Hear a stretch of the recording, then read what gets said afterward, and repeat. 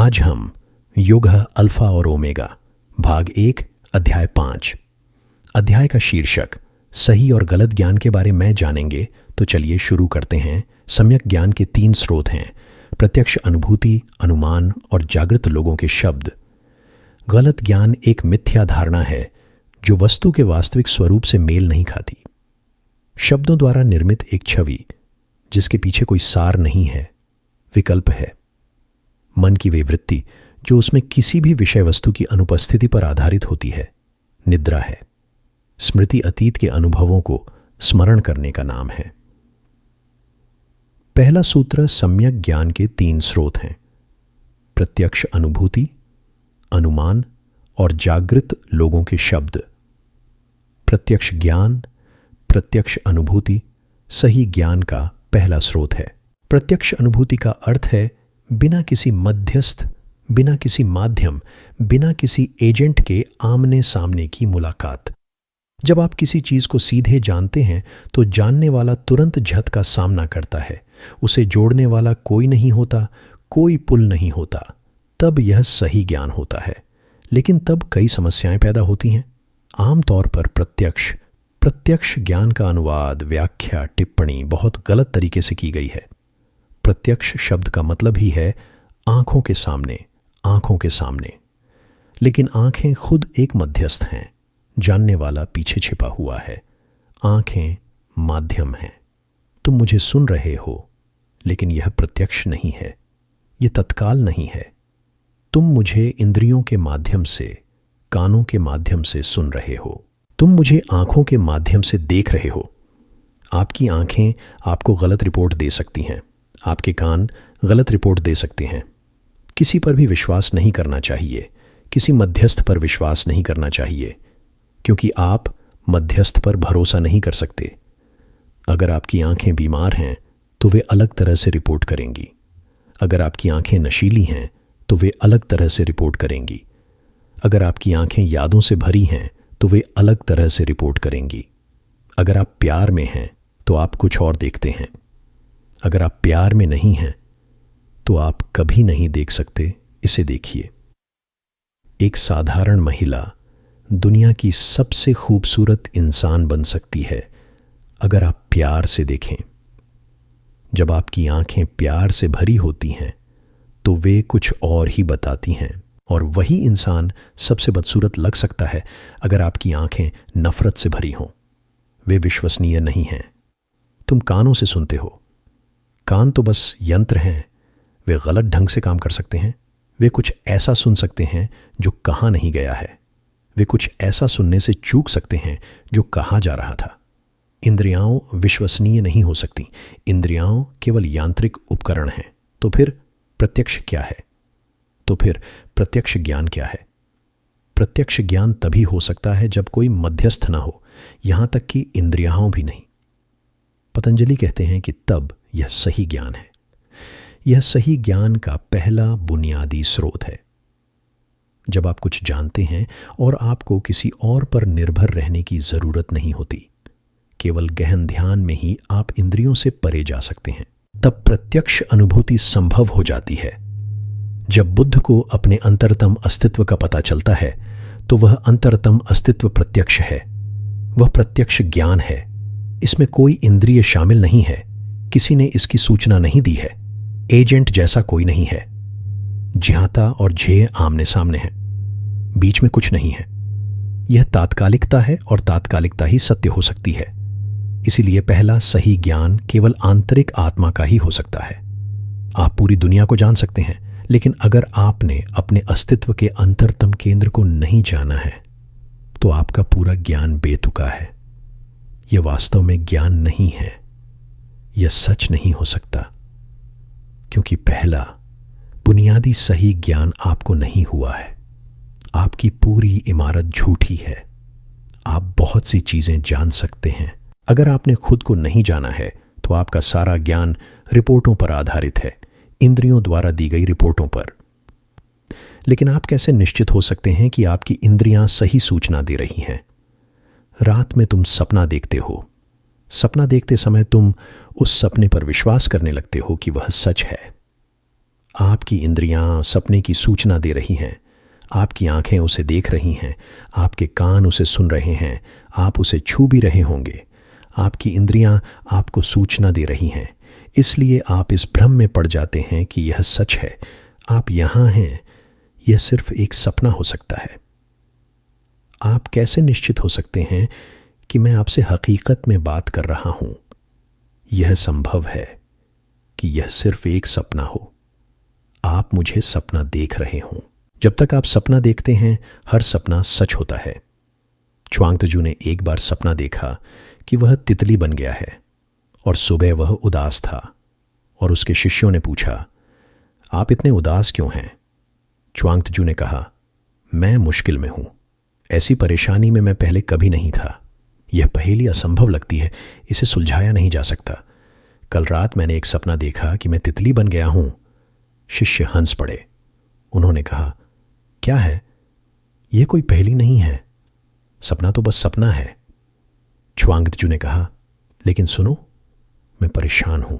अगर च्वांगतजू सपना देख सकता है कि वह तितली बन गया है, तो तितली अब सपना देख सकती है कि वह च्वांगतजू बन गई है। तो कैसे तय किया जाए कि मैं अब वास्तविकता का सामना कर रहा हूं या फिर एक सपना? और अगर च्वांगतजू तितली बन सकता है, तो तितली यह सपना क्यों नहीं देख सकती कि वह च्वांगतजू बन गई है? इसमें कोई असंभवता नहीं है, इसका उल्टा भी हो सकता है। आप इंद्रियों पर भरोसा नहीं कर सकते, सपनों में वे आपको धोखा देती हैं। अगर आप कोई दवा, एलएसडी या कुछ और लेते हैं, तो आपकी इंद्रियां आपको धोखा देना शुरू कर देती है। आप ऐसी चीजें देखना शुरू कर देते हैं जो वहां नहीं हैं। वे आपको इस हद तक धोखा दे सकती हैं कि आप चीजों पर पूरी तरह से विश्वास करना शुरू कर सकते हैं, जिससे आप खतरे में पड़ सकते हैं। न्यूयॉर्क में एक लड़की ने 60वीं मंजिल से छलांग लगा दी, क्योंकि एलएसडी के प्रभाव में उसे लगा कि अब वह उड़ सकती है। च्वांगतजू गलत नहीं था, लड़की वास्तव में खिड़की से बाहर उड़ गई। बेशक वह मर गई, लेकिन वह कभी नहीं जान पाएगी कि वह दवा के प्रभाव में अपनी इंद्रियों द्वारा धोखा खा गई है। बिना ड्रग्स के भी हमें भ्रम होता है। आप एक अंधेरी गली से गुजर रहे हैं और अचानक आप डर जाते हैं, वहां एक सांप है। आप भागने लगते हैं और बाद में आपको पता चलता है कि वहां कोई सांप नहीं था, बस एक रस्सी पड़ी थी। लेकिन जब आपको लगा कि वहां एक सांप है, तो आप डर जाते हैं। वहां एक सांप था। आपकी आंखें बता रही थीं कि सांप वहां है और आपने उसी के अनुसार व्यवहार किया। आप उस जगह से भाग निकले। इंद्रियों पर विश्वास नहीं किया जा सकता। फिर प्रत्यक्ष अनुभूति क्या है? प्रत्यक्ष अनुभूति वह है जो इंद्रियों के बिना जानी जाती है। इसीलिए पहला सही ज्ञान केवल आंतरिक आत्मा का हो सकता है, क्योंकि केवल वहां इंद्रियों की आवश्यकता नहीं होगी। हर जगह इंद्रियों की आवश्यकता होगी। यदि आप मुझे देखना चाहते हैं, तो आपको आंखों से देखना होगा, लेकिन यदि आप स्वयं को देखना चाहते हैं, तो आंखों की आवश्यकता नहीं है। एक अंधा व्यक्ति भी स्वयं को देख सकता है। यदि आप मुझे देखना चाहते हैं, तो प्रकाश की आवश्यकता होगी, लेकिन यदि आप स्वयं को देखना चाहते हैं, तो अंधकार ठीक है, प्रकाश की आवश्यकता नहीं है। यहां तक कि सबसे अंधेरी गुफा में भी आप खुद को जान सकते हैं। किसी माध्यम, प्रकाश, आंखें, किसी भी चीज की जरूरत नहीं है। आंतरिक अनुभव तत्काल होता है, और वह तत्काल अनुभव सभी सही ज्ञान का आधार है। एक बार जब तुम उस आंतरिक अनुभव में निहित हो जाते हो, तो तुम्हारे साथ बहुत सी चीजें घटित होने लगेंगी। उन्हें अब भी समझ पाना संभव नहीं होगा। एक व्यक्ति अपने केंद्र में, अपने आंतरिक अस्तित्व में निहित हो जाता है। एक व्यक्ति इसे प्रत्यक्ष अनुभव के रूप में महसूस करने लगता है। फिर इंद्रियां उसे धोखा नहीं दे सकती। वह जाग गया है। फिर उसकी आंखें धोखा नहीं दे सकती। फिर उसके कान धोखा नहीं दे सकते। फिर कुछ भी धोखा नहीं दे सकता। धोखा गिर गया है। आप धोखा खा सकते हैं, क्योंकि आप भ्रम में जी रहे हैं। एक बार जब आप सही जानकार बन जाते हैं, तो आप धोखा नहीं खा सकते। आप धोखा नहीं खा सकते। फिर धीरे धीरे सब कुछ सही ज्ञान का रूप ले लेता है। एक बार जब आप खुद को जान लेते हैं तो आप जो कुछ भी जानते हैं वह अपने आप सही हो जाएगा, क्योंकि आप अभी सही हैं। यह अंतर याद रखने योग्य है। यदि आप सही हैं तो सब कुछ सही हो जाता है, यदि आप गलत हैं तो सब कुछ गलत हो जाता है। इसलिए यह बाहर कुछ करने का सवाल नहीं है, यह अंदर कुछ करने का सवाल है। तुम बुद्ध को धोखा नहीं दे सकते, यह असंभव है। तुम बुद्ध को कैसे धोखा दे सकते हो? वह स्वयं में निहित है। तुम उसके लिए पारदर्शी हो, तुम धोखा नहीं दे सकते। इससे पहले कि तुम जानो, वह तुम्हें जान लेता है। तुम्हारे भीतर विचार की एक झलक भी उसे स्पष्ट रूप से दिखाई देती है। वह तुम्हारे अस्तित्व तक प्रवेश कर जाता है। आपकी पैठ दूसरों में भी उतनी ही है जितनी खुद में। अगर आप खुद में पैठ कर सकते हैं तो आप हर चीज में पैठ कर सकते हैं। जितना आप अंदर जाएंगे उतना ही आप बाहर भी जा सकते हैं। और आप 1 इंच भी अंदर नहीं गए हैं, इसीलिए आप जो भी बाहर करते हैं वह एक सपने जैसा है। पतंजलि कहते हैं कि सही ज्ञान का पहला स्रोत तत्काल प्रत्यक्ष अनुभूति प्रत्यक्ष है। उन्हें चारवाकों, पुराने भौतिकवादियों से कोई सरोकार नहीं है, जिन्होंने कहा कि प्रत्यक्ष जो आंखों के सामने है वही सत्य है। इस प्रत्यक्ष ज्ञान शब्द के कारण बहुत सी गलतफहमियां हो गई हैं। भौतिकवादियों का भारतीय संप्रदाय चारवाक है। भारतीय भौतिकवाद का स्रोत था बृहस्पति, एक बहुत ही मर्मज्ञ विचारक, लेकिन एक विचारक, एक बहुत ही प्रखर दार्शनिक, लेकिन एक दार्शनिक, एक आत्म साक्षात्कारी आत्मा नहीं। वे कहते हैं कि केवल प्रत्यक्ष ही सत्य है, और प्रत्यक्ष से उनका मतलब है कि जो कुछ भी आप जानते हैं वह सत्य है इंद्रियों के माध्यम से। और वे कहते हैं कि इंद्रियों के बिना कुछ भी जानने का कोई तरीका नहीं है। इसलिए चारवाकों के लिए केवल इंद्रिय ज्ञान ही वास्तविक है। इसलिए वह इस बात से इनकार करता है कि कोई ईश्वर हो सकता है, क्योंकि उसे कभी किसी ने नहीं देखा, और जो देखा जा सकता है वह केवल वास्तविक हो सकता है। जो नहीं देखा जा सकता वह वास्तविक नहीं हो सकता। ईश्वर इसलिए नहीं है क्योंकि तुम नहीं देख सकते। आत्मा इसलिए नहीं है क्योंकि तुम नहीं देख सकते। और वह कहता है, अगर ईश्वर है तो उसे मेरे सामने लाओ ताकि मैं देख सकूं। अगर मैं देखता हूं तो वह है, क्योंकि केवल देखना ही सत्य है। वह प्रत्यक्ष ज्ञान शब्द का भी प्रयोग करते हैं, लेकिन उनका अर्थ पूरी तरह से भिन्न है। जब पतंजलि प्रत्यक्ष शब्द का प्रयोग करते हैं तो उनका अर्थ बिल्कुल अलग स्तर का होता है। वे कहते हैं कि ज्ञान किसी साधन से प्राप्त नहीं होता, किसी माध्यम से प्राप्त नहीं होता, तत्काल सत्य है। और एक बार यह ज्ञान हो जाने पर आप सत्य हो गए हैं, और अब आपके साथ कुछ भी असत्य नहीं हो सकता। जब आप सत्य होते हैं, प्रामाणिक रूप से सत्य में निहित होते हैं, तो भ्रम असंभव हो जाते हैं। इसीलिए कहा जाता है कि बुद्ध कभी स्वप्न नहीं देखते। जो जागा हुआ है वह कभी स्वप्न नहीं देखता, क्योंकि स्वप्न भी उसके साथ घटित नहीं हो सकता। उसे धोखा नहीं दिया जा सकता। वह सोता है, लेकिन तुम्हारी तरह नहीं। वह बिल्कुल अलग ढंग से सोता है, लेकिन उसकी गुणवत्ता अलग होती है। केवल उसका शरीर सोता है, आराम करता है। उसका अस्तित्व सजग रहता है, और वह सजगता किसी भी सपने को घटित नहीं होने देगी। तुम केवल तभी सपने देख सकते हो जब सजगता खो जाती है। जब तुम सजग नहीं होते, जब तुम गहन रूप से सम्मोहित होते हो, तब तुम सपने देखना शुरू कर देते हो। स्वप्न केवल तभी घटित हो सकते हैं जब आप पूरी तरह से अचेतन हो। जितनी अधिक अचेतनता होगी उतने ही अधिक स्वप्न होंगे। जितनी अधिक जागरूकता होगी उतने ही कम स्वप्न होंगे। पूरी तरह से जागरूक कोई स्वप्न नहीं। जो व्यक्ति स्वयं में स्थित है, जिसने अपने आंतरिक अस्तित्व को तुरंत जान लिया है, उसके लिए स्वप्न देखना भी असंभव हो जाता है। यह सही ज्ञान का पहला स्रोत है। दूसरा स्रोत अनुमान है। यह गौण है, लेकिन यह भी विचारणीय है, क्योंकि जैसा कि आप अभी हैं, आप नहीं जानते कि भीतर आत्मा है या नहीं। आपको अपने आंतरिक अस्तित्व का कोई प्रत्यक्ष ज्ञान नहीं है। क्या करें? इसकी 2 संभावनाएं हैं। आप इस बात से इनकार कर सकते हैं कि आपके अस्तित्व का कोई आंतरिक केंद्र नहीं है, कोई आत्मा नहीं है, जैसा कि चार्वाक करते हैं या पश्चिम में एपिकुरस, मार्क्स, एंगेल्स और अन्य लोगों ने किया है। लेकिन पतंजलि कहते हैं कि अगर तुम जानते हो तो अनुमान लगाने की कोई ज़रूरत नहीं है, लेकिन अगर तुम नहीं जानते हो तब भी अनुमान लगाना मददगार होगा। उदाहरण के लिए पश्चिम के सबसे महान विचारकों में से एक डेस्कार्टिस ने अपनी दार्शनिक खोज को संदेह के माध्यम से शुरू किया। उन्होंने शुरू से ही यह दृष्टिकोण अपनाया कि वे ऐसी किसी भी चीज़ पर विश्वास नहीं करेंगे जो निर्विवाद न हो। जिस पर संदेह किया जा सकता है उस पर वे संदेह करेंगे, और वे एक ऐसा बिंदु खोजने की कोशिश करेंगे जिस पर संदेह नहीं किया जा सकता है, और केवल उसी बिंदु पर वे अपने विचारों की पूरी इमारत खड़ी करेंगे। एक सुंदर खोज, ईमानदार, कठिन, खतरनाक। इसलिए उसने ईश्वर को अस्वीकार कर दिया, क्योंकि तुम संदेह कर सकते हो। बहुतों ने संदेह किया है और कोई भी उनके संदेहों का उत्तर नहीं दे पाया। वह अस्वीकार करता चला गया।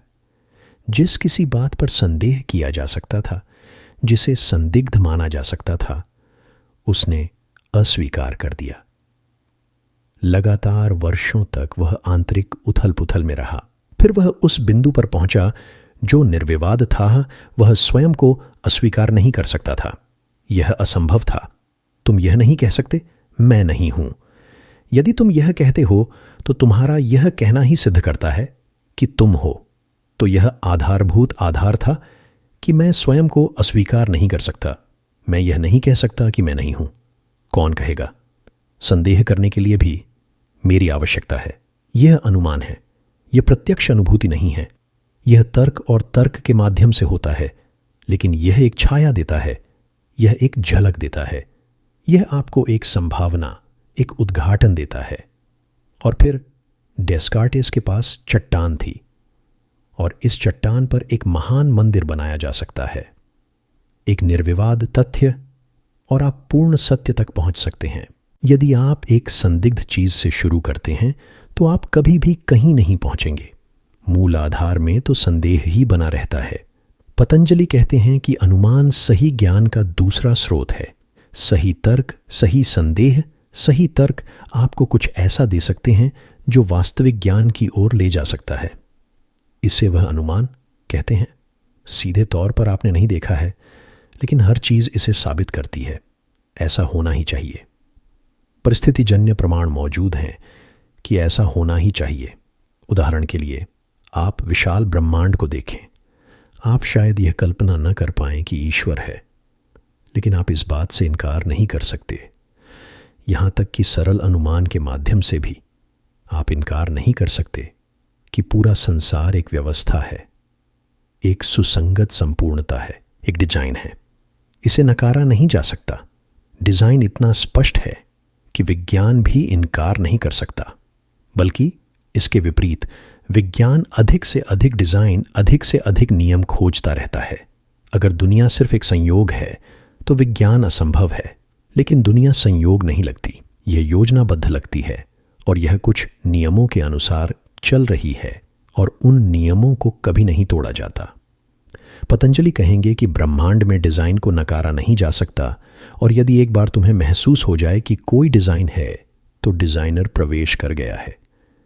लेकिन वह एक अनुमान है। तुमने उसे सीधे नहीं जाना है, लेकिन ब्रह्मांड के डिजाइन, योजना, नियम, व्यवस्था को जाना है। और व्यवस्था इतनी शानदार है, यह इतनी सूक्ष्म, इतनी शानदार, इतनी अनंत है। व्यवस्था वहां है। सब कुछ एक व्यवस्था के साथ गुनगुना रहा है। पूरे ब्रह्मांड की एक संगीतमय लय। ऐसा लगता है कि कोई पीछे छिपा हुआ है, लेकिन यह एक अनुमान है। पतंजलि कहते हैं कि अनुमान भी सही ज्ञान की ओर ले जाने में सहायक हो सकता है, लेकिन यह सही अनुमान होना चाहिए। तर्क खतरनाक है। यह दोधारी है। आप तर्क का गलत तरीके से उपयोग कर सकते हैं, तब भी आप निष्कर्ष पर पहुंचेंगे। उदाहरण के लिए, मैंने तुमसे कहा कि योजना वहां है, डिजाइन वहां है। दुनिया में एक व्यवस्था है, एक सुंदर व्यवस्था, परिपूर्ण। सही अनुमान यह होगा कि इसके पीछे किसी का हाथ लगता है। हम सीधे तौर पर जागरूक नहीं हो सकते हैं, हम उस हाथ के सीधे संपर्क में नहीं हो सकते हैं, लेकिन एक हाथ वहां छिपा हुआ लगता है। यह सही अनुमान है, लेकिन उसी आधार पर तुम गलत निष्कर्ष भी निकाल सकते हो। ऐसे विचारक हुए हैं जिन्होंने कहा है, डिडेरो ने कहा है कि व्यवस्था के कारण मैं यह नहीं मान सकता कि ईश्वर है। दुनिया में एकदम व्यवस्था मालूम पड़ती है, इस व्यवस्था के कारण मैं ईश्वर में विश्वास नहीं कर सकता। उसका तर्क क्या है? वह कहता है कि अगर पीछे कोई व्यक्ति है तो इतनी व्यवस्था नहीं हो सकती। अगर पीछे कोई व्यक्ति है तो वह कभी कभी गलतियां जरूर करेगा, कभी कभी वह सनकी हो जाएगा, पागल हो जाएगा, कभी कभी उसे बदलना पड़ेगा। अगर कोई पीछे है तो कानून इतने परिपूर्ण नहीं हो सकते। अगर पीछे कोई ना हो और वे सिर्फ यांत्रिक हों तो कानून परिपूर्ण हो सकते हैं। उसमें भी एक आकर्षण है। अगर सब कुछ एकदम सही तरीके से चल रहा हो तो यह यांत्रिक लगता है, क्योंकि मनुष्य के बारे में कहा जाता है कि गलती करना मनुष्य का स्वभाव है। अगर कोई व्यक्ति है तो उसे कभी कभी गलती करनी ही होगी, वह इतनी पूर्णता से ऊब जाएगा, और कभी कभी उसे बदलाव पसंद भी होगा। पानी 100 डिग्री पर उबलता है, यह सहस्राब्दियों से 100 डिग्री पर उबलता रहा है, हमेशा और हमेशा। अगर कोई पीछे रह गया है तो भगवान ऊब गए होंगे, डिडेरो कहते हैं। इसलिए बदलाव के लिए एक दिन वह कहेंगे, अब से पानी 90 डिग्री पर उबलेगा। लेकिन ऐसा कभी नहीं हुआ, इसलिए ऐसा लगता है कि कोई व्यक्ति नहीं है। दोनों ही तर्क सही लगते हैं, लेकिन पतंजलि कहते हैं कि सही अनुमान वह है जो आपको विकास की संभावनाएं देता है। यह सवाल नहीं है कि तर्क सही है या नहीं, सवाल यह है कि आपका निष्कर्ष एक शुरुआत बन जाना चाहिए। अगर ईश्वर नहीं है तो यह एक समापन बन जाता है, तब आप विकास नहीं कर सकते। अगर आप निष्कर्ष निकालते हैं कि कोई छिपा हुआ हाथ है तो दुनिया एक रहस्य बन जाती है, और तब आप यहां संयोग से नहीं हैं, तब आपका जीवन सार्थक हो जाता है। तब आप एक महान योजना का हिस्सा होते हैं, तब कुछ संभव है, आप कुछ कर सकते हैं और आगे बढ़ सकते हैं। जागरूकता। सही अनुमान का मतलब है वह जो आपको विकास दे सकता है।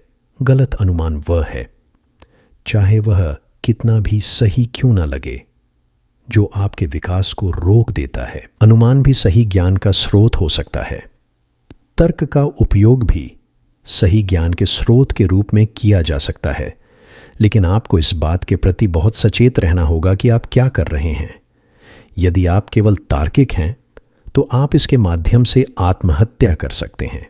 तर्क आत्महत्या बन सकता है, यह कई लोगों के लिए बन जाता है। कुछ दिन पहले ही कैलिफोर्निया से एक साधक यहां आया था। वह लंबी यात्रा करके आया था। वह मुझसे मिलने आया था और फिर उसने कहा, इससे पहले कि मैं ध्यान करूं या इससे पहले कि आप मुझे ध्यान करने के लिए कहें, मैंने सुना है कि जो कोई भी आपके पास आता है आप उसे ध्यान में धकेल देते हैं। इसलिए इससे पहले कि आप मुझे धकेलें, मेरे पास प्रश्न हैं। उसके पास कम से कम 100 प्रश्नों की सूची थी। मुझे लगता है कि उसने कोई भी ऐसा प्रश्न नहीं छोड़ा है जो संभव हो।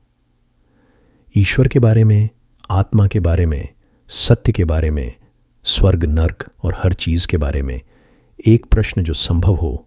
उन्होंने कहा, जब तक आप पहले इन सवालों को हल नहीं कर लेते, मैं ध्यान नहीं करूंगा।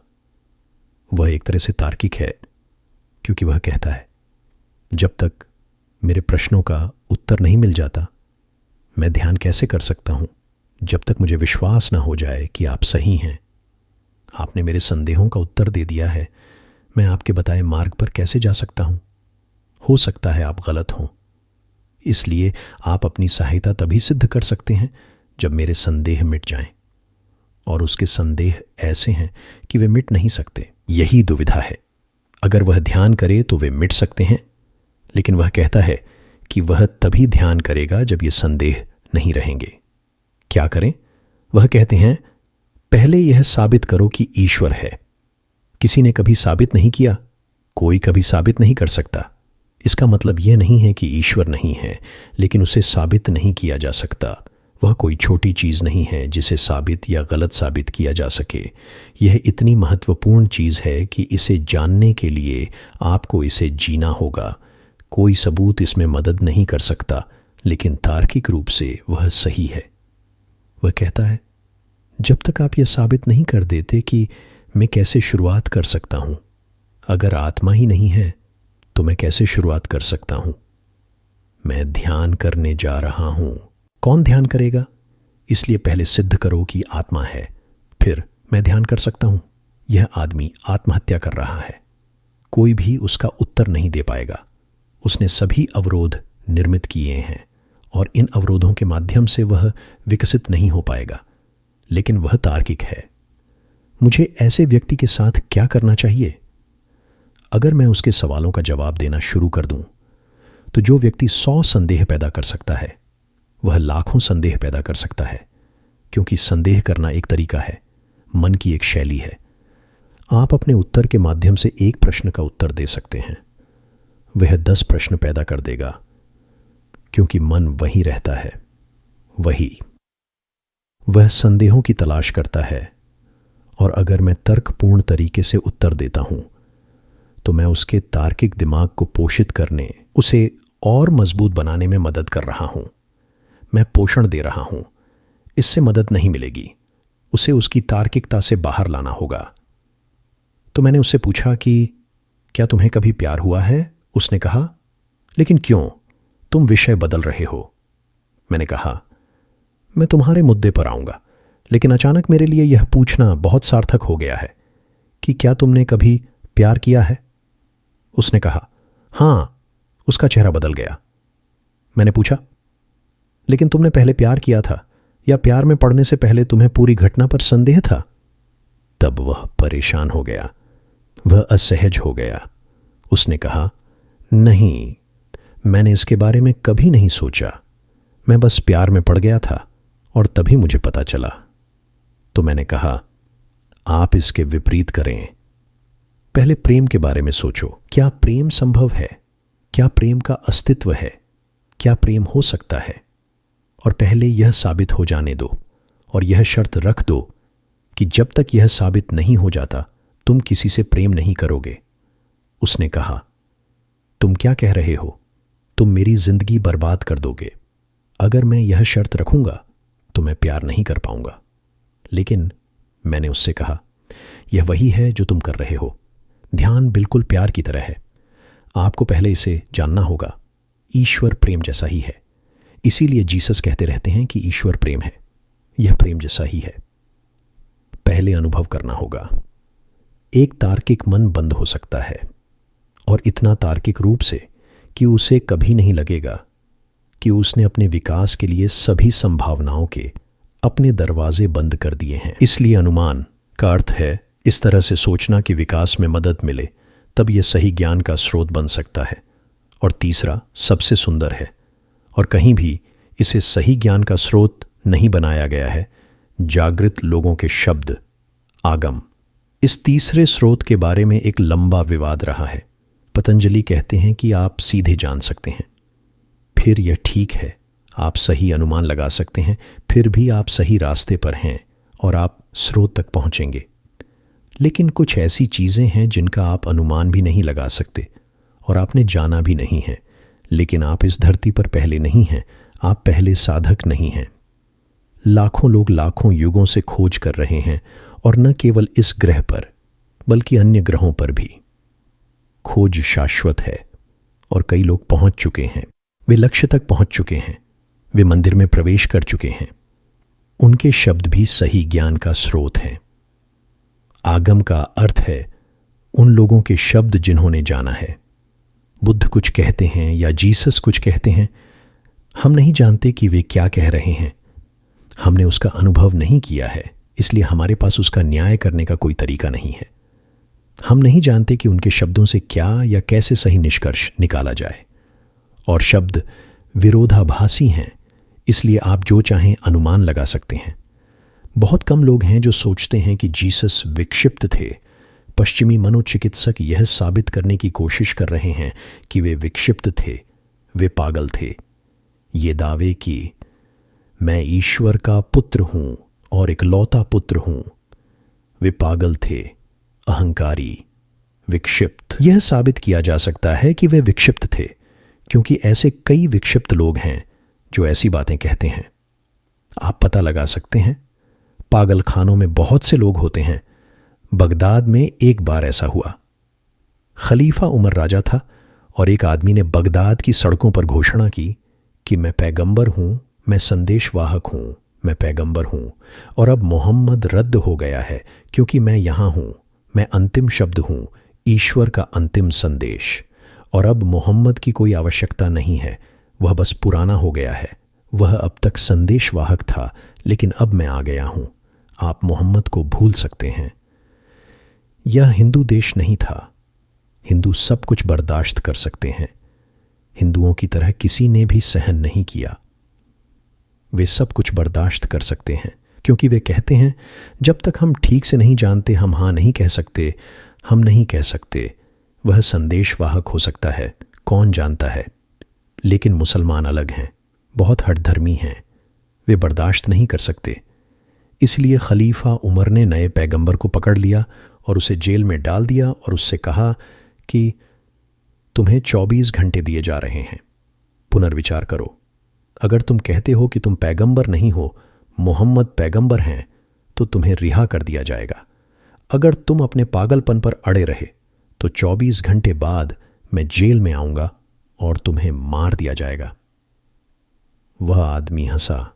उसने कहा, देखो, शास्त्रों में लिखा है कि पैगंबरों के साथ हमेशा ऐसा ही व्यवहार किया जाएगा जैसा तुम मेरे साथ कर रहे हो। वह तर्कपूर्ण था।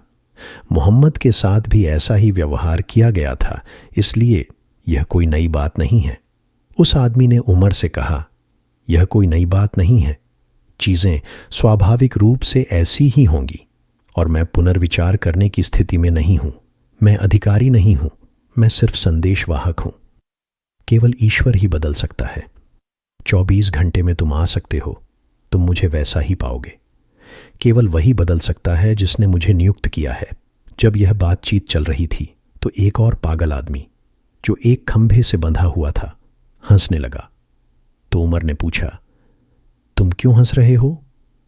उसने कहा, यह आदमी बिल्कुल गलत है, मैंने उसे कभी नियुक्त नहीं किया, मैं इसकी अनुमति नहीं दे सकता। मोहम्मद के बाद मैंने कोई संदेशवाहक नहीं भेजा। हर पागलखाने में ऐसे लोग होते हैं और यीशु के मामले में भी यही सिद्ध किया जा सकता है कि वह भी ऐसा ही मामला है। और ये शब्द इतने विरोधाभासी और अतार्किक हैं, और हर व्यक्ति जिसने जाना है वह विरोधाभासी ढंग से बोलने के लिए बाध्य है, क्योंकि सत्य ऐसा है कि इसे केवल विरोधाभासों के माध्यम से ही व्यक्त किया जा सकता है। उनके कथन स्पष्ट नहीं हैं, वे रहस्यमय हैं, और यदि आप अनुमान लगाते हैं तो आप उनसे कुछ भी निष्कर्ष निकाल सकते हैं। आप अनुमान लगाते हैं, आपका मन वहां है, अनुमान आपका अनुमान ही होने वाला है। इसलिए पतंजलि कहते हैं, एक तीसरा स्रोत, तुम नहीं जानते। अगर तुम सीधे जानते हो तो कोई सवाल ही नहीं है, फिर किसी दूसरे स्रोत की जरूरत नहीं है। अगर तुम्हें सीधा ज्ञान है तो अनुमान की या प्रबुद्ध लोगों के शब्दों की कोई जरूरत नहीं है, तुम खुद ही प्रबुद्ध हो गए हो। तब तुम दो दूसरे स्रोतों को छोड़ सकते हो। लेकिन अगर यह नहीं हुआ है तो अनुमान, लेकिन अनुमान तुम्हारा होगा। अगर तुम पागल हो तो तुम्हारा अनुमान पागल होगा। तब तीसरा स्रोत आजमाने लायक है, प्रबुद्ध लोगों के शब्द। आप उन्हें साबित नहीं कर सकते, आप उन्हें गलत साबित नहीं कर सकते। आप केवल भरोसा कर सकते हैं, और वह भरोसा काल्पनिक है। यह बहुत वैज्ञानिक है। विज्ञान में भी आप परिकल्पना के बिना आगे नहीं बढ़ सकते, लेकिन परिकल्पना विश्वास नहीं है। यह सिर्फ एक कार्यशील व्यवस्था है। परिकल्पना सिर्फ एक दिशा है। आपको प्रयोग करना होगा, और अगर प्रयोग सही साबित होता है तो फिर परिकल्पना एक सिद्धांत बन जाती है। यदि प्रयोग गलत हो जाता है तो परिकल्पना को त्याग दिया जाता है। ज्ञानी पुरुषों के वचनों को विश्वास के साथ परिकल्पना के रूप में लेना चाहिए, फिर उन्हें अपने जीवन में उतारना चाहिए। यदि वे सत्य सिद्ध होते हैं तो परिकल्पना विश्वास बन जाती है। यदि वे मिथ्या सिद्ध होते हैं तो परिकल्पना को त्याग देना चाहिए। तुम बुद्ध के पास जाओ, वह कहेगा, रुको, धैर्य रखो, ध्यान करो और 2 साल तक कोई प्रश्न मत पूछो।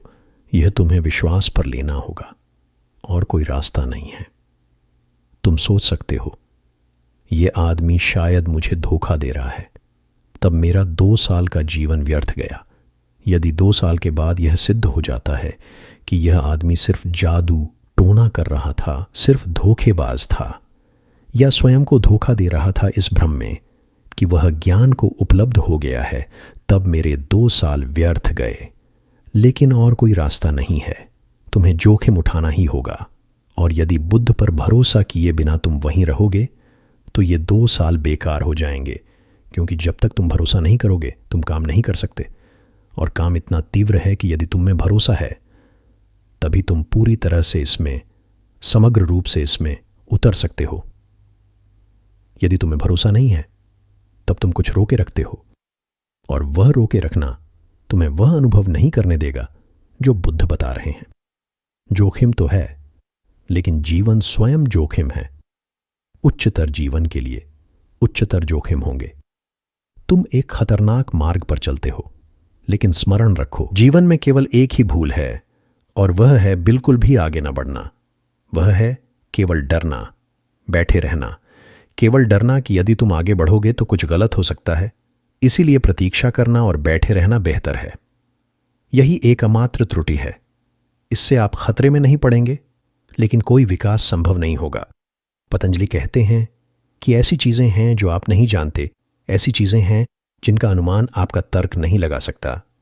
आपको विश्वास पर लेना होगा। इस तीसरे स्रोत के कारण गुरु मास्टर एक आवश्यकता बन जाता है। कोई ऐसा व्यक्ति जो जानता हो, और आपको जोखिम उठाना होगा। और मैं कहता हूं कि यह एक जोखिम है, क्योंकि इसकी कोई गारंटी नहीं है। पूरी बात सिर्फ एक बर्बादी साबित हो सकती है, लेकिन जोखिम उठाना बेहतर है, क्योंकि भले ही यह एक बर्बादी साबित हो, लेकिन आपने बहुत कुछ सीखा है। अब कोई भी दूसरा व्यक्ति आपको इतनी आसानी से धोखा नहीं दे पाएगा। कम से कम आपने इतना तो सीख लिया है। और यदि तुम श्रद्धा के साथ आगे बढ़ो, यदि तुम पूरी तरह से एक बुद्ध की छाया की तरह उनका अनुसरण करो, तो चीजें घटित होने लगेंगी, क्योंकि वे व्यक्ति के साथ घटित हुई हैं। गौतम बुद्ध के साथ, जीसस के साथ, महावीर के साथ वे घटित हुई हैं, और वे मार्ग जानते हैं, उन्होंने यात्रा की है। यदि तुम उनसे बहस करते हो तो तुम ही हारे हुए होगे। वे हारे हुए नहीं हो सकते। वे तुम्हें बस एक तरफ छोड़ देंगे। इस सदी में गुरजीएफ के साथ ऐसा हुआ है। बहुत से लोग उसकी ओर आकर्षित हुए, लेकिन वह नए शिष्यों के लिए ऐसी परिस्थिति पैदा कर देता कि जब तक वे पूरी तरह से भरोसा नहीं कर सकते, उन्हें तुरंत छोड़ देना पड़ता, जब तक वे बेतुकी बातों में भी भरोसा नहीं कर सकते। और वे बेतुकी बातें योजनाबद्ध थीं। गुरजीएफ झूठ बोलता रहेगा। सुबह वह कुछ कहेगा, दोपहर में कुछ और तुम्हें पूछना नहीं है। वह तुम्हारे तार्किक दिमाग को पूरी तरह से चकनाचूर कर देगा। सुबह वह कहेगा, यह गड्ढा खोदो और यह जरूरी है, शाम तक यह पूरा हो जाना चाहिए। और सारा दिन तुम इसे खोदते रहे हो। तुमने मेहनत की है, तुम थके हो, तुम्हें पसीना आ रहा होगा, तुमने खाना नहीं खाया, और शाम तक वह आता है और कहता है, मिट्टी को वापस गड्ढे में फेंक दो, और सोने से पहले यह पूरा हो जाना चाहिए। अब एक साधारण मन भी कहेगा, क्या मतलब है आपका? मैंने तो पूरा दिन बर्बाद कर दिया, और मैं सोच रहा था कि यह बहुत जरूरी काम है, शाम तक इसे पूरा कर लेना है, और अब तुम कहते हो कीचड़ वापस फेंक दो।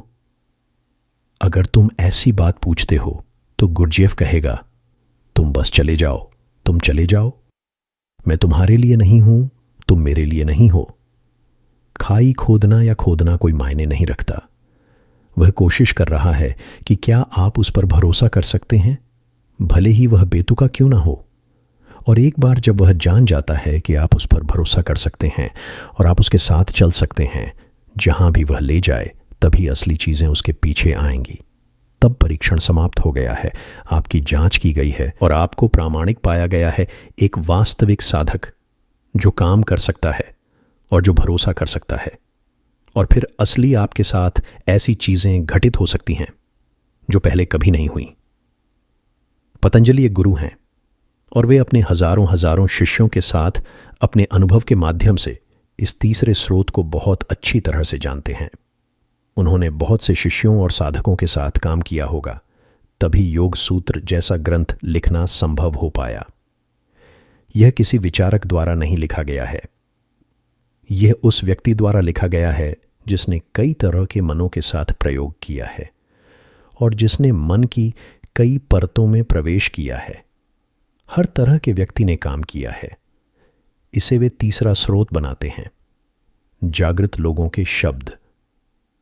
दूसरा सूत्र, गलत ज्ञान एक मिथ्या धारणा है जो वस्तु के वास्तविक स्वरूप से मेल नहीं खाती। अब कुछ परिभाषाएं जो बाद में मददगार होंगी। विपर्य की परिभाषा गलत ज्ञान। गलत ज्ञान किसी चीज के बारे में गलत धारणा है जो उस चीज के अनुरूप नहीं है जैसी वह है। हम सभी पर गलत ज्ञान का एक बड़ा बोझ है, क्योंकि किसी तथ्य का सामना करने से पहले ही हम पहले से ही पूर्वाग्रह से ग्रसित होते हैं। अगर आप हिंदू हैं और किसी व्यक्ति से आपका परिचय कराया जाता है और कहा जाता है कि वह मुसलमान है, तो आपने तुरंत गलत रवैया अपना लिया है कि यह व्यक्ति गलत होगा। अगर आप ईसाई हैं और किसी व्यक्ति से यहूदी के रूप में परिचय कराया जाता है, तो आप इस व्यक्ति को पसंद नहीं करेंगे। आप इस विशेष व्यक्ति में प्रवेश नहीं करेंगे। सिर्फ यहूदी कहने से आपका पूर्वाग्रह अंदर आ गया है। आप इस व्यक्ति को पहले से ही जानते हैं। अब इसकी कोई ज़रूरत नहीं है। आप जानते हैं कि यह किस तरह का व्यक्ति है, एक यहूदी। आपके पास एक पूर्व धारणा है, एक पूर्वाग्रही मन है, और यह पूर्वाग्रही मन आपको गलत ज्ञान देता है। सभी यहूदी बुरे नहीं हैं, नहीं सभी ईसाई अच्छे हैं, नहीं सभी मुसलमान बुरे हैं, नहीं सभी हिंदू अच्छे हैं। वास्तव में अच्छाई और बुराई किसी जाति से संबंधित नहीं है, यह व्यक्तियों से संबंधित है। बुरे मुसलमान बुरे हिंदू हो सकते हैं, अच्छे मुसलमान अच्छे हिंदू। अच्छाई और बुराई किसी राष्ट्र, किसी जाति, किसी संस्कृति से संबंधित नहीं है, यह व्यक्तित्वों से संबंधित है। लेकिन बिना किसी पूर्वाग्रह के किसी व्यक्ति का सामना करना मुश्किल है और आपको एक रहस्य उद्घाटन होगा। एक बार मेरे साथ ऐसा हुआ। मैं यात्रा कर रहा था, मैं अपने डिब्बे में दाखिल हुआ और बहुत से लोग मुझे विदा करने आए थे।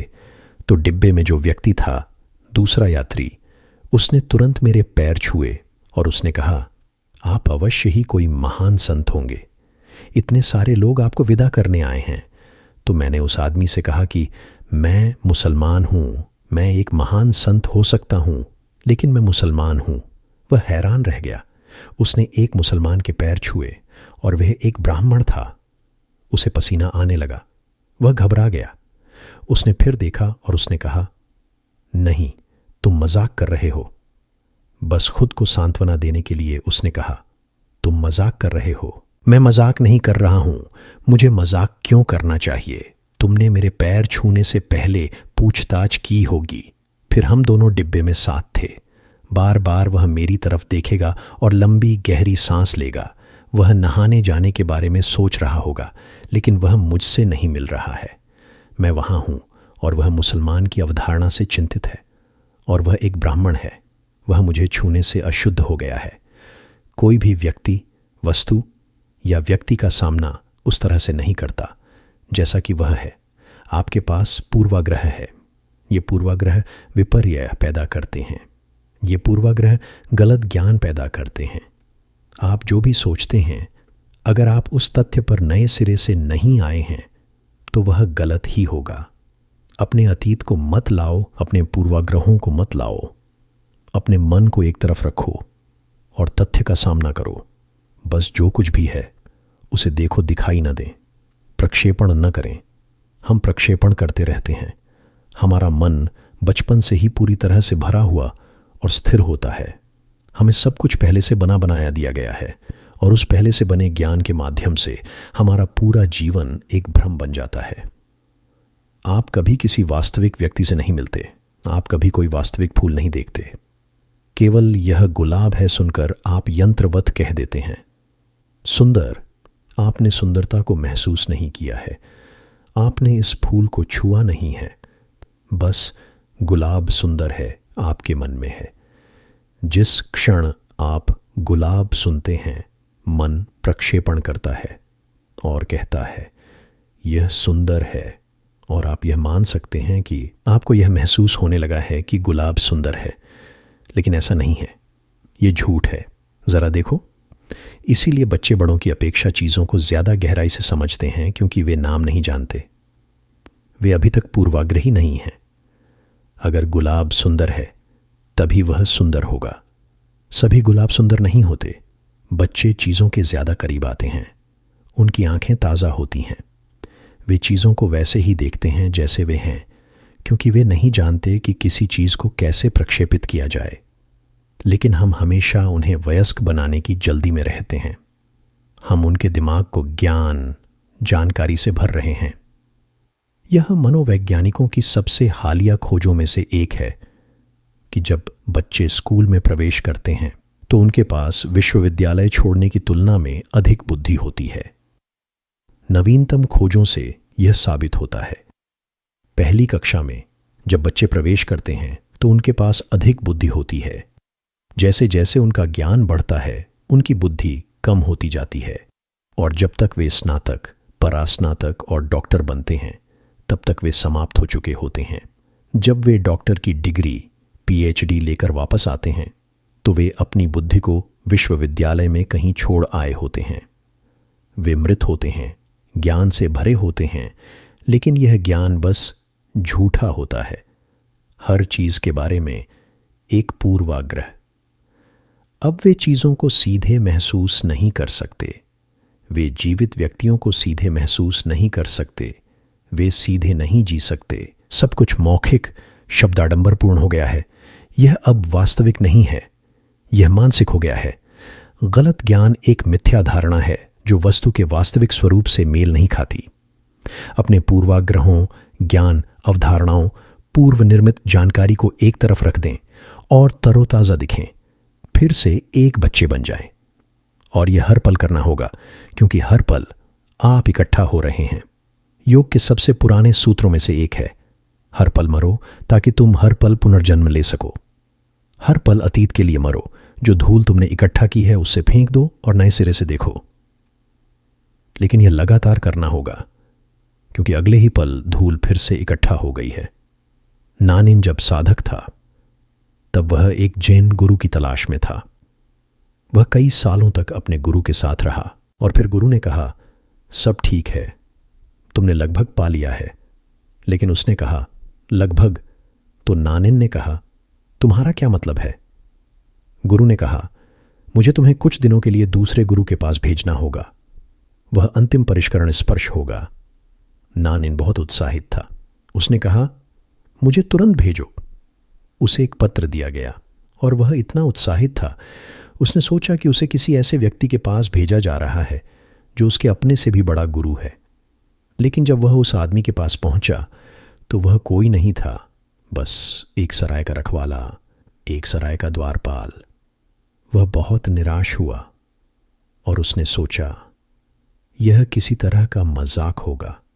यह आदमी मेरा आखिरी गुरु बनने जा रहा है, वह मुझे अंतिम रूप देने जा रहा है। लेकिन वह आ चुका था, इसीलिए उसने सोचा, कुछ दिन यहां रहना बेहतर है, कम से कम आराम तो कर लूं, फिर मैं वापस चला जाऊंगा। यह तो एक मजाक था। इसलिए उसने सराय के मालिक से कहा, मेरे स्वामी ने यह पत्र दिया है। सराय वाले ने कहा, लेकिन मैं पढ़ नहीं सकता, इसलिए आप अपना पत्र रख सकते हैं, इसकी ज़रूरत नहीं है और आप यहां आ सकते हैं। नानिन ने कहा, लेकिन मुझे आपसे कुछ सीखने के लिए भेजा गया है।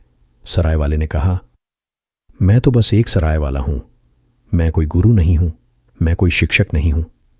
जरूर कोई गलत फहमी हुई होगी, हो सकता है कि तुम किसी गलत व्यक्ति के पास आ गए हो।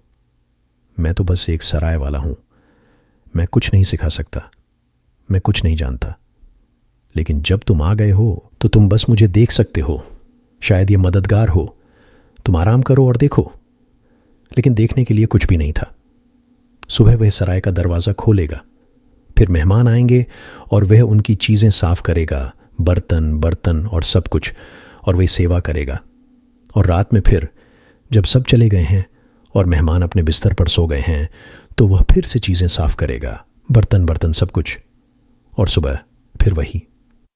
तीसरे दिन तक नानिन ऊब चुका था और उसने कहा, देखने के लिए कुछ भी नहीं है।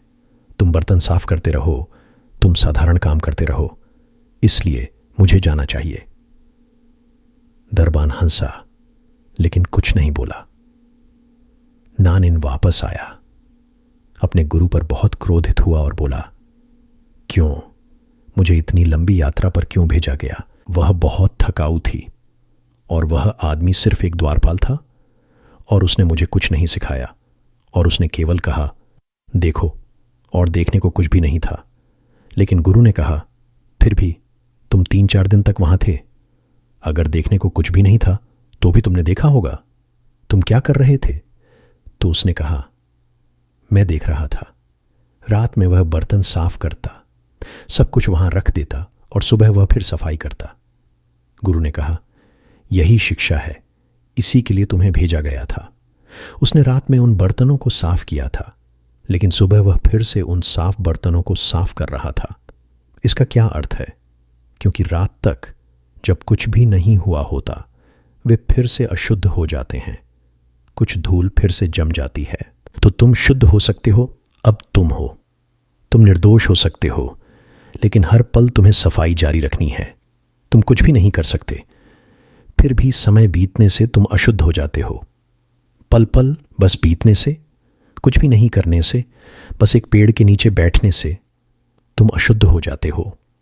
और वह अशुद्धता इसलिए नहीं है कि तुम कुछ बुरा या कुछ गलत कर रहे थे, यह सिर्फ समय बीतने के कारण होता है। धूल जमा होती है तो तुम सफाई करते रहो, और यह अंतिम स्पर्श है, क्योंकि मुझे लगता है कि तुम्हें गर्व हो गया है कि तुम शुद्ध हो और अब तुम सफाई करने के निरंतर प्रयास से चिंतित नहीं हो। क्षण क्षण में मनुष्य को मरना पड़ता है और पुनः जन्म लेना पड़ता है, तभी तुम मिथ्या ज्ञान से मुक्त हो सकते हो। तीसरा, शब्दों द्वारा निर्मित एक छवि जिसके पीछे कोई सार नहीं है, विकल्प है। कल्पना केवल शब्दों, मौखिक संरचनाओं के माध्यम से होती है। आप एक चीज बनाते हैं, यह वहां नहीं है, यह वास्तविकता नहीं है, लेकिन आप इसे अपनी मानसिक छवियों के माध्यम से बनाते हैं, और आप इसे इस हद तक बना सकते हैं कि आप खुद इससे धोखा खा जाते हैं और आपको लगता है कि यह वास्तविक है। यह सम्मोहन में होता है। किसी व्यक्ति को सम्मोहित करके कुछ भी कहो, वह छवि को मन में ला देता है और वह छवि वास्तविक हो जाती है। आप ऐसा कर सकते हैं। आप इसे कई तरीकों से कर रहे हैं। सबसे प्रसिद्ध अमेरिकी अभिनेत्रियों में से एक ग्रेटा गार्बो ने एक संस्मरण लिखा है।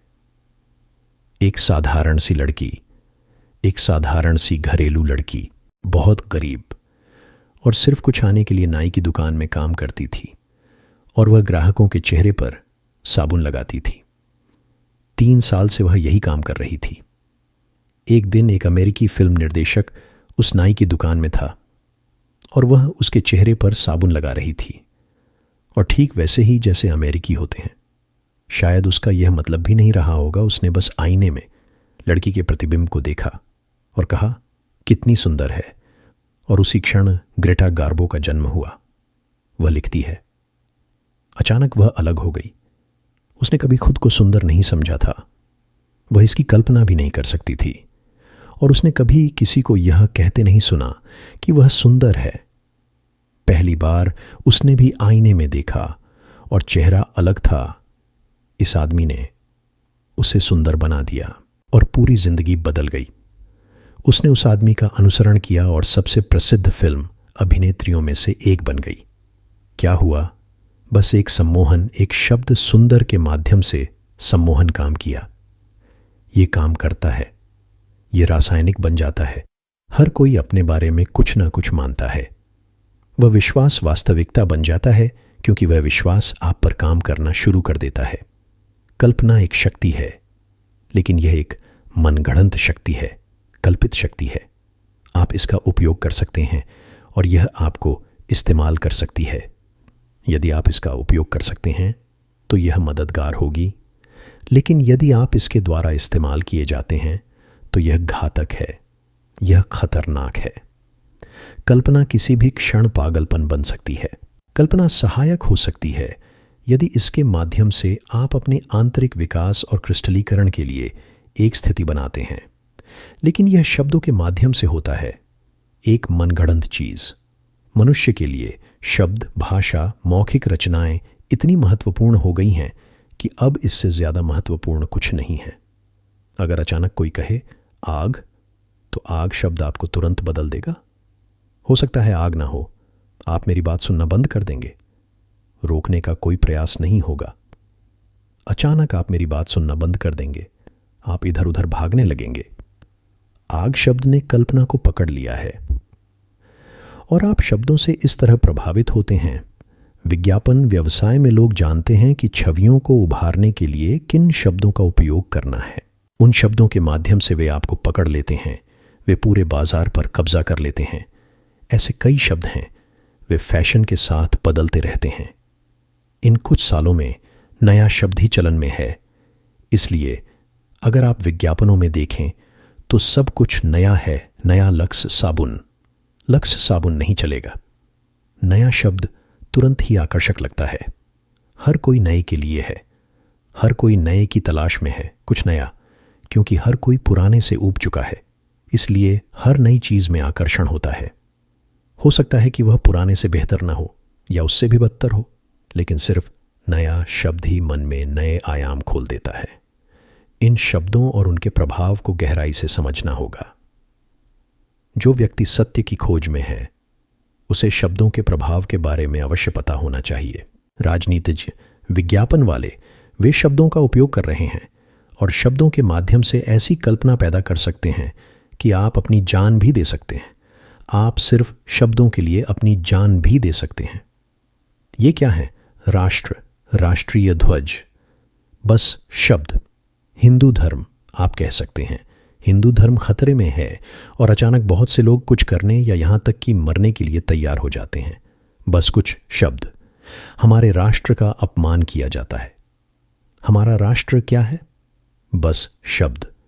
झंडा कुछ और नहीं बल्कि कपड़े का एक टुकड़ा है, लेकिन पूरा राष्ट्र झंडे के लिए मर सकता है क्योंकि किसी ने झंडे का अपमान किया है, उसे नीचे गिराया है। शब्दों के कारण इस दुनिया में क्या क्या बकवास चल रही है। शब्द खतरनाक हैं। आपके भीतर उनके प्रभाव के गहरे स्रोत हैं। वे आपके भीतर कुछ ट्रिगर करते हैं और आप पकड़े जा सकते हैं। पतंजलि कहते हैं, कल्पना को समझना होगा क्योंकि ध्यान के मार्ग पर शब्दों को छोड़ना होगा ताकि दूसरों के प्रभाव को छोड़ा जा सके। याद रखें, शब्द दूसरों द्वारा सिखाए जाते हैं। आप शब्दों के साथ पैदा नहीं होते, वे आपको सिखाए जाते हैं। और शब्दों के माध्यम से बहुत से पूर्वाग्रह हैं। शब्दों के माध्यम से धर्म, शब्दों के माध्यम से मिथक, सब कुछ पोषित होता है। शब्द माध्यम है, संस्कृति, समाज, सूचना का वाहन है। आप जानवरों को राष्ट्र के लिए लड़ने के लिए उत्साहित नहीं कर सकते। आप उन्हें उत्साहित नहीं कर सकते क्योंकि वे नहीं जानते कि राष्ट्र क्या है। इसीलिए जानवरों के साम्राज्य में कोई युद्ध नहीं होता। कोई युद्ध नहीं है, कोई झंडे नहीं है, कोई मंदिर नहीं है, कोई मस्जिद नहीं है।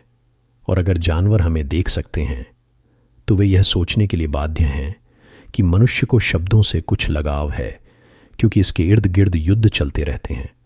लाखों लोग सिर्फ शब्दों के कारण मारे जाते हैं।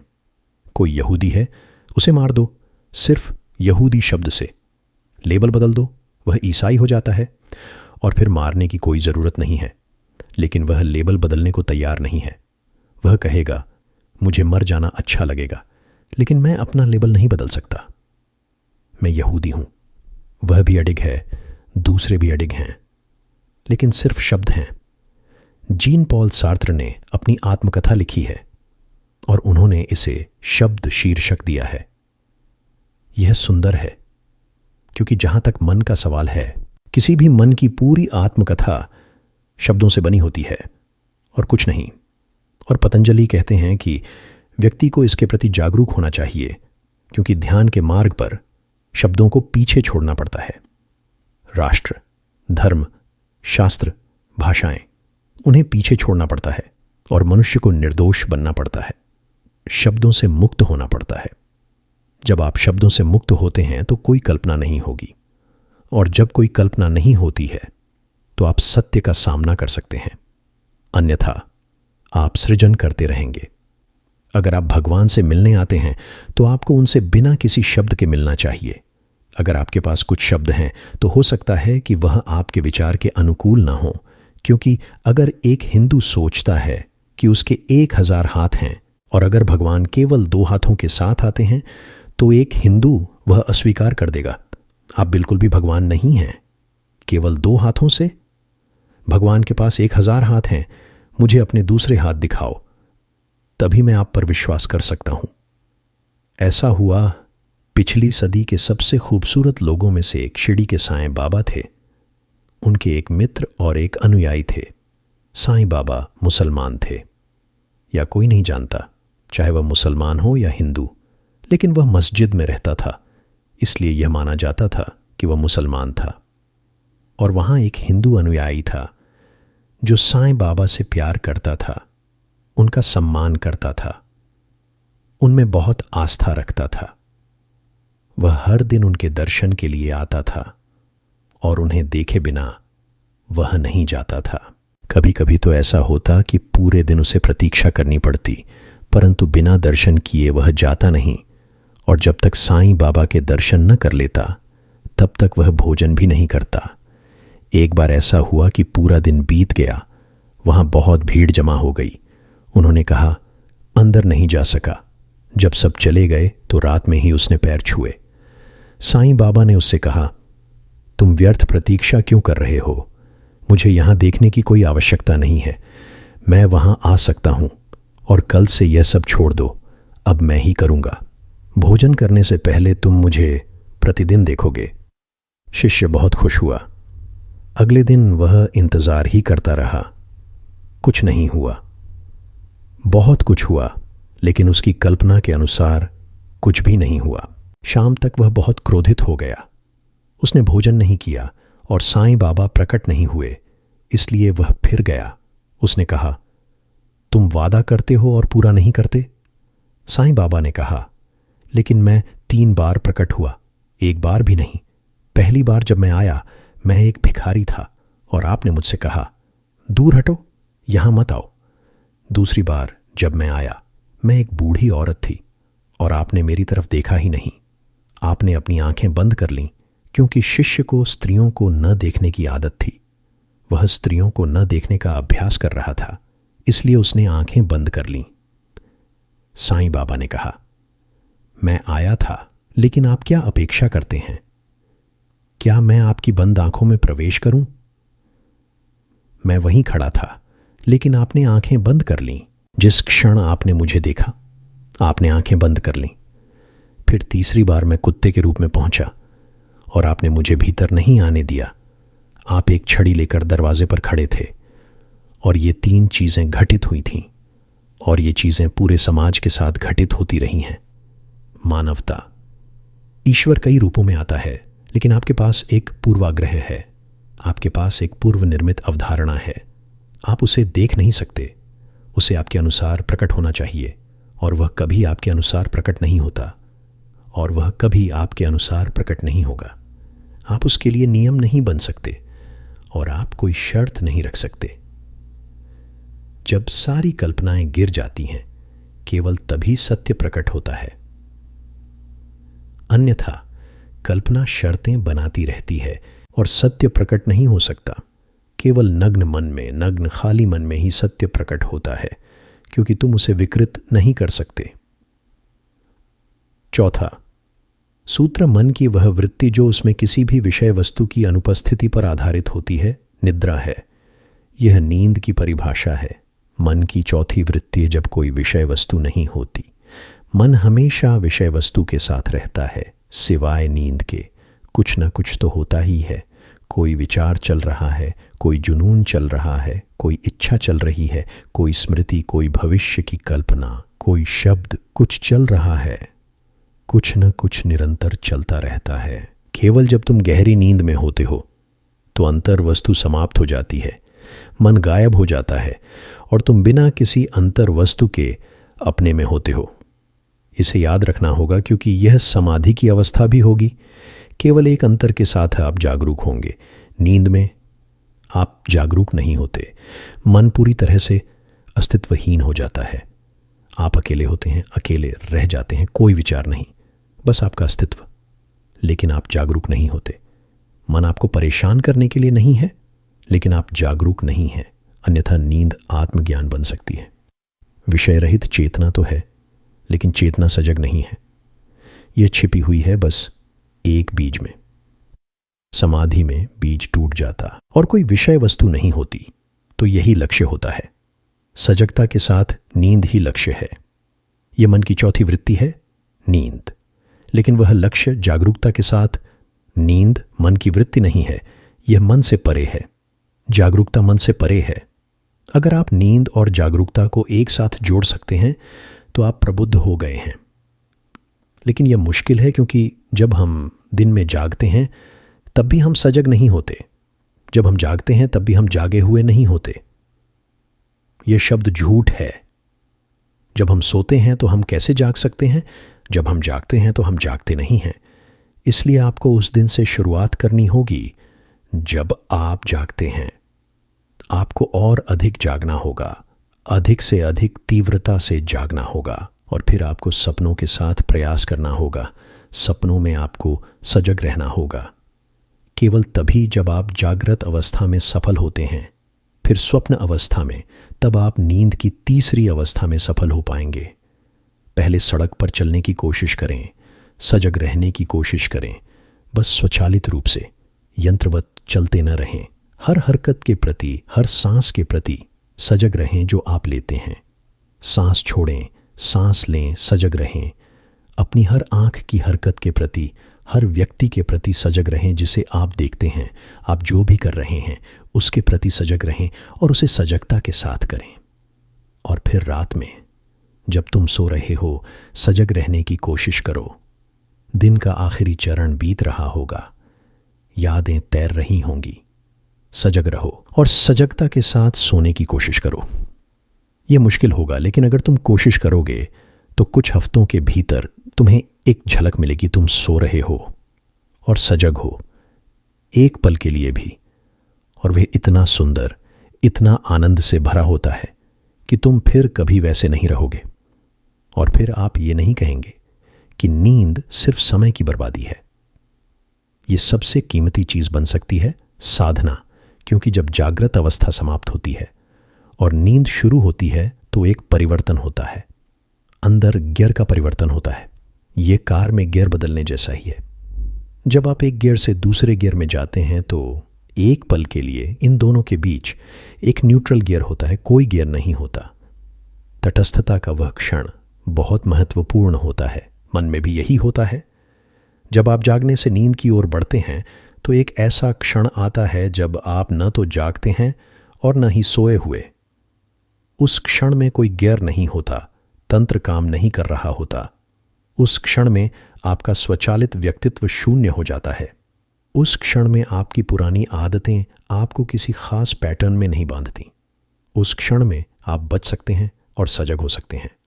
भारत में इस क्षण को संध्या कहा गया है, बीच का क्षण। 2 संध्याएं हैं। बीच के 2 क्षण हैं, एक रात में जब तुम जागने से सोने की ओर जाते हो, और दूसरा सुबह में जब तुम फिर से नींद से जागने की ओर जाते हो। और इन 2 हिंदुओं ने प्रार्थना के क्षणों को संध्या का कहा है, बीच का समय, क्योंकि तब तुम्हारा व्यक्तित्व एक पल के लिए भी नहीं होता। उस एक पल में तुम शुद्ध निर्दोष होते हो। अगर उस पल में तुम सजग हो जाओ तो तुम्हारा पूरा जीवन बदल जाएगा। तुमने रूपांतरण के लिए एक आधार तैयार कर लिया है। और फिर स्वप्न अवस्था में सजग रहने का प्रयास करें। स्वप्न अवस्था में सजग रहने के तरीके हैं। अगर आप प्रयास करना चाहते हैं तो एक काम करें, पहले जागृत अवस्था में प्रयास करें। जब आप जागृत अवस्था में सफल हो जाते हैं तब आप स्वप्न अवस्था में सफल हो सकेंगे, क्योंकि स्वप्न देखना अधिक गहरा होता है, इसलिए अधिक प्रयास की आवश्यकता होगी और कठिन भी है, क्योंकि स्वप्न में क्या करें और कैसे करें। स्वप्न के लिए गुरजेफ ने एक सुंदर विधि विकसित की। यह पुरानी तिब्बती विधियों में से एक है और तिब्बती साधकों ने स्वप्न की दुनिया में बहुत गहराई से काम किया है। विधि यह है कि नींद में उतरते ही आप एक चीज़, कोई भी एक चीज़, बस एक गुलाब के फूल को याद करने की कोशिश करते हैं। बस एक गुलाब के फूल की कल्पना करें और बस यह सोचते रहें कि आप इसे सपने में देखेंगे। इसकी कल्पना करें और सोचते रहें कि सपने में चाहे जो भी सपना हो, यह गुलाब का फूल अवश्य होना चाहिए। उसके रंग, उसकी खुशबू, सब कुछ की कल्पना करें, इसे महसूस करें ताकि यह आपके अंदर जीवंत हो जाए और उस गुलाब के फूल के साथ सो जाए। कुछ ही दिनों में तुम उस फूल को अपने सपने में लाने में सक्षम हो जाओगे। यह एक बड़ी सफलता है, क्योंकि अब तुमने कम से कम सपने का एक हिस्सा तो बना लिया है। अब तुम मालिक हो। सपने का कम से कम एक हिस्सा, फूल, आ चुका है और जिस क्षण तुम फूल को देखोगे तुम्हें तुरंत याद आ जाएगा कि यह एक सपना है, कोई और ज़रूरत नहीं है। फूल और यह एक सपना है, एक दूसरे से जुड़ गए हैं, क्योंकि तुमने सपने में फूल बनाया है और तुम लगातार इस बारे में सोच रहे थे कि यह फूल सपने में दिखाई दे, और फूल दिखाई दिया। तुरंत तुम पहचान जाओगे कि यह एक सपना है और सपने की पूरी गुणवत्ता बदल जाएगी। फूल, सपना और सपने के आसपास की हर चीज़, तुम सजग हो गए हो और फिर आप एक नए तरीके से सपने का आनंद ले सकते हैं, बिल्कुल एक फिल्म की तरह। और फिर अगर आप सपने को रोकना चाहते हैं तो आप बस रोक सकते हैं, टाल सकते हैं, लेकिन इसके लिए थोड़ा और समय और अधिक अभ्यास की आवश्यकता होगी और फिर आप अपने खुद के सपने बना सकते हैं। सपनों का शिकार होने की कोई ज़रूरत नहीं है। आप अपने खुद के सपने बना सकते हैं। आप अपने सपनों को खुद जी सकते हैं। सोने से ठीक पहले आप एक थीम रख सकते हैं। आप एक फिल्म निर्देशक की तरह अपने सपनों को निर्देशित कर सकते हैं और आप इससे एक थीम बना सकते हैं। तिब्बतियों ने स्वप्न सृजन का उपयोग किया है, क्योंकि स्वप्न सृजन के माध्यम से आप अपने पूरे मन को, उसकी संरचना को बदल सकते हैं और जब आप सपनों में सफल होते हैं तो आप नींद में भी सफल हो सकते हैं। लेकिन नींद के लिए कोई तकनीक नहीं है, क्योंकि इसमें कोई विषय वस्तु नहीं है। कोई तकनीक केवल विषय वस्तु के साथ ही काम कर सकती है। चूंकि कोई विषय वस्तु नहीं है, इसलिए कोई तकनीक मदद नहीं कर सकती।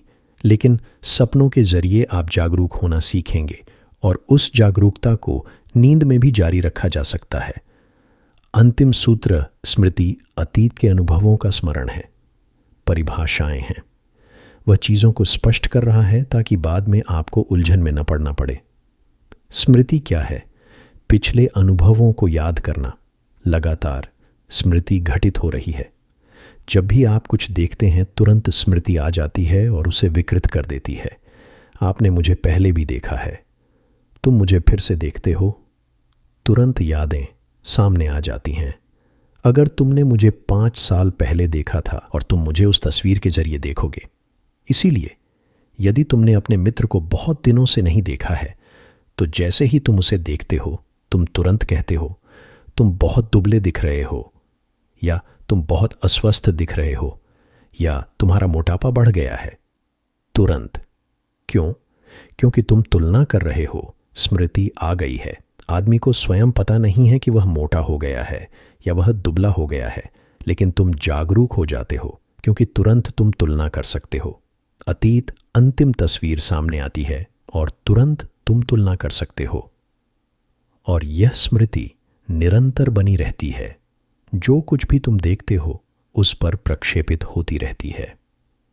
इस अतीत की स्मृति को छोड़ देना चाहिए। इसे तुम्हारे जानने में निरंतर हस्तक्षेप नहीं करना चाहिए, क्योंकि यह तुम्हें नया जानने की अनुमति नहीं देता। तुम हमेशा पुराने के ढांचे में ही जानते हो। यह तुम्हें नया महसूस नहीं करने देती। ये सब कुछ पुराना और सड़ा हुआ बना देती है। इस स्मृति के कारण हर कोई ऊब गया है। पूरी मानवता ऊब गई है। किसी के भी चेहरे को देखो, वह ऊब गया है, पूरी तरह ऊब गया है। कुछ भी नया नहीं है, कोई परमानंद नहीं है। बच्चे इतने आनंदित क्यों होते हैं? और ऐसी साधारण चीज़ों के लिए आप कल्पना भी नहीं कर सकते कि यह आनंद कैसे घटित हो रहा है। समुद्र तट पर पड़े कुछ रंगीन पत्थरों के लिए, और वे नाचने लगते हैं। उन्हें क्या हो रहा है? आप क्यों नहीं नाच सकते? क्योंकि आप जानते हैं कि वे सिर्फ पत्थर हैं। आपकी स्मृति उनमें है। उन बच्चों के लिए कोई स्मृति नहीं है। वे पत्थर एक नई घटना है, जैसे कि वे चांद पर पहुंच गए हों। मैं पढ़ रहा था कि जब पहला आदमी चांद पर पहुंचा तो पूरी दुनिया में उत्साह था और हर कोई अपने टीवी पर देख रहा था। लेकिन 15 मिनट के भीतर हर कोई ऊब गया, थक गया। अब क्या करें? आदमी चांद पर चल रहा है। सिर्फ 15 मिनट बाद, और इस सपने को वहां पहुंचने में लाखों साल लग गए। और अब किसी को भी इसमें कोई दिलचस्पी नहीं है कि क्या हो रहा है। हर चीज पुरानी हो जाती है, तुरंत ही वह स्मृति बन जाती है, वह पुरानी हो जाती है। यदि आप अपनी यादों को छोड़ सकते हैं, छोड़ने का मतलब यह नहीं है कि आप याद करना बंद कर देते हैं। छोड़ने का मतलब केवल यह निरंतर हस्तक्षेप है। जब आपको इसकी आवश्यकता होती है तो आप इसे वापस फोकस पर खींच सकते हैं। जब आपको इसकी आवश्यकता नहीं होती है तो बस इसे चुपचाप वहां रहने दें, लगातार ना आते हुए। अतीत अगर लगातार वर्तमान में रहे तो वह वर्तमान को अस्तित्व में नहीं आने देगा, और अगर आप वर्तमान से चूक गए तो आप सब कुछ से चूक गए। तो योगः अल्फा और ओमेगा भाग 1 अध्याय 5 यहीं पर समाप्त होता है। आशा करता हूं कि आपने यह हिंदी ऑडियो ध्यानपूर्वक सुना होगा। हमारी वीडियो लाइक करें और अपने फ्रेंड्स के साथ शेयर करें। अध्याय 6 के लिए हमारे चैनल हिंदी ट्रांसलेट हब को सब्सक्राइब करें। आपका बहुत बहुत धन्यवाद। आपका दिन शुभ हो।